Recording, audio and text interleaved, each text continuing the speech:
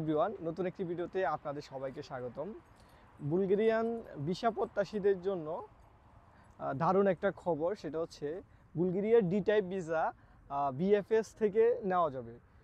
আপনারা ইতিমধ্যে জানেন যে বুলগেরিয়ার ডি টাইপ ভিসা নিতে হলে অবশ্যই এম্বাসি ফেস করতে হতো, কিন্তু বর্তমানে বুলগেরিয়ার ভিসা ক্যাটাগরিতে একটা চেঞ্জ আসছে, যে সেটা হচ্ছে বিএফএস সেন্টার থেকেও ডি টাইপ ভিসা নেওয়া যাবে। সেই জন্য বাংলাদেশ এবং কি নেপাল, ইন্ডিয়া এসব দেশের মানুষদের জন্য নতুন একটা দরজা খুললো।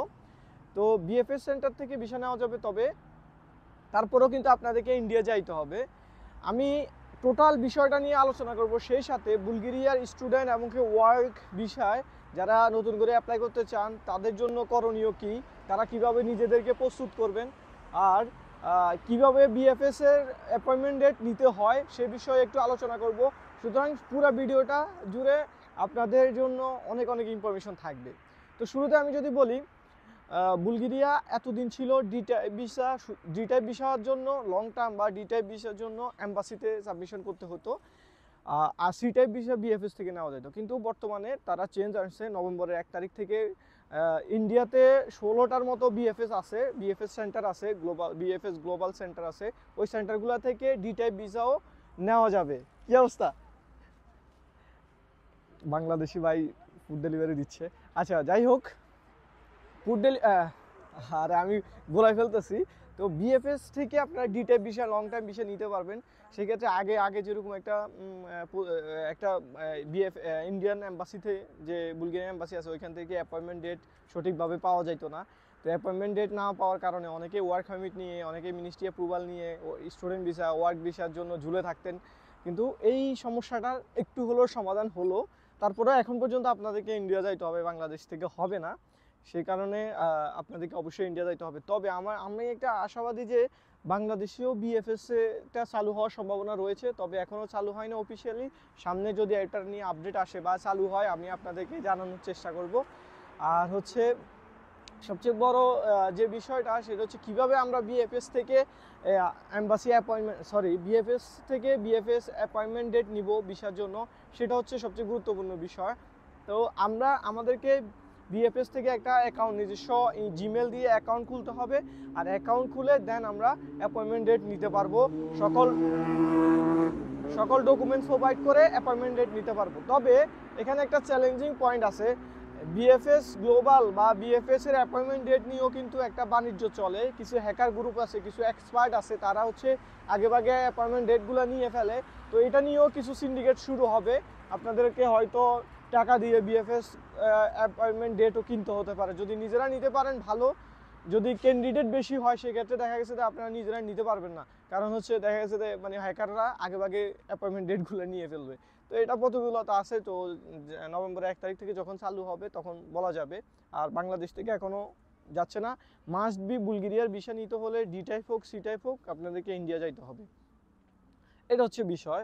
আর ওয়ার্ক পারমিট বাংলাদেশ থেকে হবে কি না, এই বিষয়টা অনেকেই আমাকে জিজ্ঞেস করেন।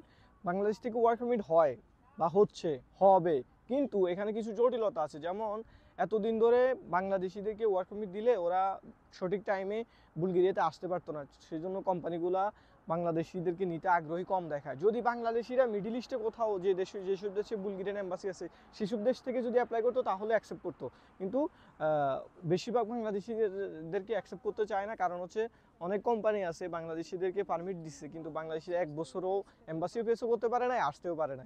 সেই কারণে তারা এখন অলরেডি জানে যে বাংলাদেশ থেকে যদি কোনো কেউ অ্যাপ্লাই করে সেক্ষেত্রে ও আসতে লেট হবে, ওদের কোম্পানির ক্ষতি হবে, সেই জন্য নিতে চায় না। তো যেহেতু বিএফএস সেন্টার চালু হচ্ছে, সেহেতু কোম্পানিগুলা এই সমস্যাটার বা সমাধান যেহেতু চলে আসছে, ওরা এখন থেকে বাংলাদেশি ওয়ার্কারদেরকে নেওয়া শুরু করতে পারে। আর হচ্ছে ওয়ার্ক পারমিট পাওয়াটা হচ্ছে মেইন বিষয়। আর ইন্ডিয়ার ভিসার জটিলতাটা এখনও আছে, ইন্ডিয়ান ভিসা পাইতেও এখন অনেক জটিলতা পড়তে হয়, এইসব জটিলতা আছে। আর আমাদের এখানে মোস্ট ভিউয়ার্স হচ্ছে স্টুডেন্ট ভিসার ক্যান্ডিডেট। তো যারা স্টুডেন্ট ভিসার ক্যান্ডিডেট আছেন, অলরেডি অ্যাপ্লিকেশন করছেন কিন্তু এখনও মিনিস্ট্রি অ্যাপ্রুভাল পান নাই, অফার লেটার পান নাই, তাদের জন্য এখনও কোনো ভালো আপডেট আসে নাই। তবে খুব শীঘ্রই কোনো আপডেট আসবে যে মিনিস্ট্রি অ্যাপ্রুভাল কবে থেকে চালু হবে বা আসা শুরু হবে কিনা। যাদের অ্যাপ্লিকেশন করা আছে সেই ইউনিভার্সিটিতে যদি আপনাদের ফেব্রুয়ারি ইনটেক থাকে, যেমন বার্না ফ্রি ইউনিভার্সিটিতে ফেব্রুয়ারি ইনটেক আছে, বার্না ম্যানেজমেন্ট ইউনিভার্সিটিতে ফেব্রুয়ারি ইনটেক আছে, বার্না ইকোনমিক ইউনিভার্সিটিতে ফেব্রুয়ারি ইনটেক আছে। তো এইসব ইউনিভার্সিটিতে যারা অ্যাপ্লাই করছেন তাদের হয়তো মিনিস্ট্রি অ্যাপ্রুভাল আসতে পারে। তো আমরাও গুড নিউজের অপেক্ষা আছি। যদি নিউজ আসে আমি অবশ্যই জানাবো, এবং কি তারা প্রসেস করতে পারবেন, ভিসার জন্য সাবমিশনও করতে পারবেন আশা করি। আর এখনও শিওর না কবে থেকে মিনিস্ট্রি অ্যাপ্রুভাল বা এই সমস্যাটার সমাধান হয়। সমাধান হলে আপনাদেরকে আমি আপডেট দিব। তো টোটাল এই ছিল। আমি আবার এক বাক্যে বলার চেষ্টা করি। এখন বিএফএস থেকে ডি টাইপ ভিসা নেওয়া যাবে। তো বাংলাদেশে এখনও বিএফএস চালু হয় নাই, তবে চালু হওয়ার সম্ভাবনা আছে। যদি চালু হয় এটার আপডেট আমি আপনাদেরকে দিব।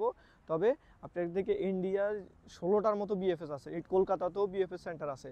শুধু ইন্ডিয়া একটা মাত্র দেশে 16টা বিএফএস সেন্টার আছে। তো যে কোনো একটা সেন্টারে আপনি ডি টাইপ ভিসা অথবা সি টাইপ ভিসার জন্য সাবমিশন করতে পারবেন বুলগেরিয়ার। তো আশা করি এটা ভালো একটা সলিউশন হয়েছে। আপনারা একটু ধৈর্য ধরেন, বুলগেরিয়াতে ইনশাল্লাহ ভালো পরিমাণ বাংলাদেশি ঢুকতে পারবে 2026 সালে আশা করি। তো আপনারা সবাই চেষ্টা করুন ভালো মাধ্যম ধরে বুলগেরিয়ার জন্য প্রসেস করতে ওয়ার্ক পারমিটে, তাহলে হবে। আর স্টুডেন্ট বিষয়ে এখন নতুন করে কেউ প্রসেস করার দরকার নাই। নতুন যদি মিনিস্ট্রি অ্যাপ্রুভাল সমস্যার সমাধান হয় তখন প্রসেস করবেন। তো সবার জন্য শুভকামনা। ভিডিওটি ভালো লাগলে আপনারা লাইক কমেন্ট শেয়ার করবেন, আর চ্যানেলটা সাবস্ক্রাইব করে দিবেন। আর যদি আপনাদের কোনো ইনফরমেশন জানার দরকার হয় কমেন্টস করে জানান, আমি কমেন্টসে রিপ্লাই দেওয়ার চেষ্টা করব। সবার জন্য শুভকামনা। আসসালামু আলাইকুম।